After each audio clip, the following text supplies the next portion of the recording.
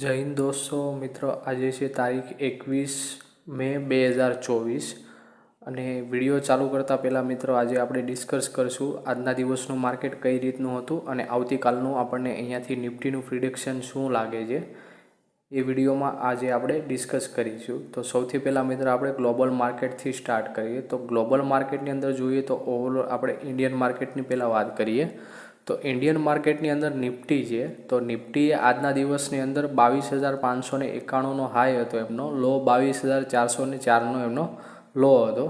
Overall જો Nifty આપણે જોઈએ તો 27 પોઈન્ટ પ્લસમાં નિફ્ટીએ ક્લોઝિંગ આપેલું હતું। સવારમાં માઇનસ આપણે 70થી 80 પોઈન્ટ હતી, ત્યારબાદ એણે રિકવર આપીને આપણને 27 પોઈન્ટ આપણને ક્લોઝિંગ આપેલું છે પ્લસની અંદર, બરાબર છે। ત્યારબાદ આપણે સેન્સેક્સની વાત કરીએ તો સેન્સેક્સનો આજના દિવસની અંદર જોવા જઈએ તો ઓવરઓલ સેન્સેક્સ બી સાઇડવે જેવું હતું અને -52 પોઈન્ટે સેન્સેક્સે ક્લોઝિંગ આપેલું છે। ત્યારબાદ બેંક નિફ્ટીની વાત કરીએ તો બેંક નિફ્ટીની અંદર બી સેમ એ જ રીતના કન્ડિશન હતી, -151 પોઈન્ટે બેંક નિફ્ટીએ ક્લોઝિંગ આપેલું છે। ત્યારબાદ ઇન્ડિયા વિક્સની વાત કરીએ તો 21.81નો ઇન્ડિયા વિક્સનો જે હાઈ આપણે જોઈએ તો 22.30નો ઇન્ડિયા વિક્સનો હાઈ હતો, એટલે ઓવરઓલ ઇન્ડિયા વિક્સ બી હાઈ પર આપણને જોવા મળે છે, બરાબર છે। અને ત્યારબાદ આપણે ગ્લોબલ માર્કેટની વાત કરીએ તો global market down Jones -196 point down હતું। તો ગ્લોબલ માર્કેટની અંદર ડાઉ જોન્સની અંદર આપણને સારામાં સારી એક સેલિંગ સાઇડની મૂવમેન્ટ આપણને જોવા મળેલી હતી ગઈકાલના માર્કેટ પ્રમાણે, બરાબર છે। ત્યારબાદ આપણે નાસડાકની વાત કરીએ તો 108 પોઈન્ટ નાસડાક પ્લસ હતું, એના કરતાં રિવર્સ પોઝિશન હતી, બરાબર છે, અને એમની અંદર બી સારામાં સારી મૂવમેન્ટ હતી। તો મિત્રો આજના દિવસનું માર્કેટ જો આપણે ડિસ્કસ કરીએ, બરાબર છે, તો નિફ્ટીની અંદર જ્યારે સવારમાં માર્કેટ ઓપન થયું, બરાબર છે, આ લેવલથી ત્યારબાદ માર્કેટે એક આપણને ગેપ ડાઉન એક મૂવમેન્ટ આપેલી હતી, બરાબર છે। ઓવરઓલ જો મૂવમેન્ટ જોઈએ તો એક ગેપ ડાઉન મૂવમેન્ટ હતી, ત્યારબાદ ગેપ ડાઉનમાંથી માર્કેટે રિકવર આપીને ટોટલી માર્કેટ જોવા જઈએ, બરાબર છે, તો આપણે 11 વાગ્યા સુધી માર્કેટ આપણું સાઇડવે માર્કેટ હતું।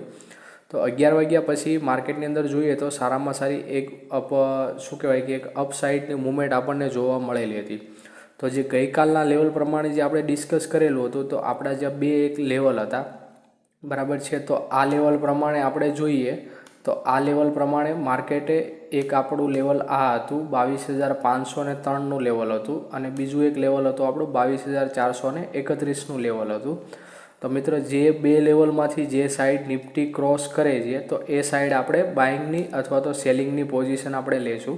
તો અહીંયાથી બાઇંગની પોઝિશન આપણી એન્ટ્રી થઈ હતી, બરાબર છે। ત્યારબાદ અહીંયાથી આપણે કાઉન્ટ કરીએ 22,508થી લઈને 22,584 સુધીનો એક આપણને અપ મૂવ જોવા મળેલો હતો, બરાબર છે, અને એ આપણને એમની અંદર આપણે કોલ સાઇડ એન્ટ્રી લીધેલી હતી અને સારો એવો પ્રોફિટ બુક કરેલો હતો, બરાબર છે। ત્યારબાદ આપણે જોઈએ તો થોડી વાર માટે નિફ્ટી સાઇડવે હતી અને ત્યારબાદ આપણને એક ડાઉન સાઇડ આપણને અહીંયાથી જોઈએ તો એક ડાઉન સાઇડ મૂવમેન્ટ આપણને જોવા મળેલી હતી।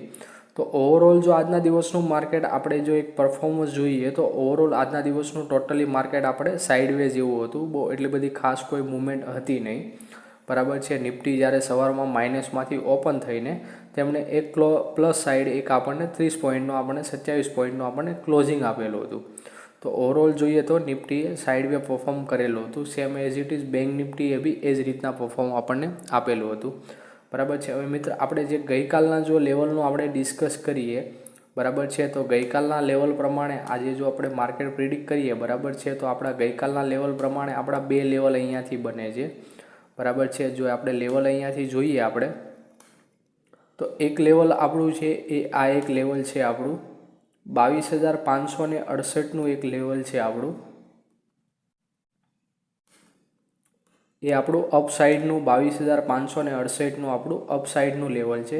ત્યારબાદ મિત્રો ડાઉન સાઇડનું લેવલ જોઈએ તો આ એક ડાઉન સાઇડનું લેવલ છે 22,455નું, બરાબર છે। કાલના દિવસની અંદર આપણને જે કોઈ બી નિફ્ટીની રેન્જ જોવા મળશે એ સેમ એ જે આજના દિવસની અંદર હતી, બરાબર છે, એ જ રીતના આપણને એક રેન્જ જોવા મળી શકે છે। ઓવરઓલ આપણને જ્યાં સુધી ઇલેક્શન પોલનું રિઝલ્ટ નહીં આવે ત્યાં સુધી આપણને થોડી ઘણી આપણને સાઇડ આપણને મૂવમેન્ટ એક જોવા મળે છે, બરાબર છે। સપોઝ કે જો કાલના દિવસની અંદર જો ગેપ અપ માર્કેટ ઓપન થાય છે, બરાબર છે, અને 22,570 ઉપર જો નિફ્ટી પરફોર્મ કરે છે અને જો એની ઉપર સસ્ટેન રહે છે તો આપણને કાલના દિવસની અંદર નિફ્ટીમાં આપણે 22,500 68ની ઉપર આપણે બાઇંગ ઝોન આપણું બને છે, બરાબર છે. અથવા તો આપણને જો કોઈ બી માર્કેટ પરફોર્મ કરે છે અને જો નિફ્ટી આપણને સાઇડવે લાગે છે તો આ એક રેન્જની અંદર આપણને નિફ્ટી સાઇડવે થતી એક જોવા મળશે, બરાબર છે. ત્યારબાદ સેમ એ જ રીતના આપણું ડાઉન સાઇડનું જે લેવલ છે, બરાબર છે, એ 22,468.50નું આપણને ડાઉન સાઇડનું લેવલ જોવા મળે છે. જો એને એક વખત નિફ્ટી બ્રેક કરશે, બરાબર છે, તો આપણને એના કરતાં વધારે આપણને ડાઉન સાઇડ જોવા મળશે.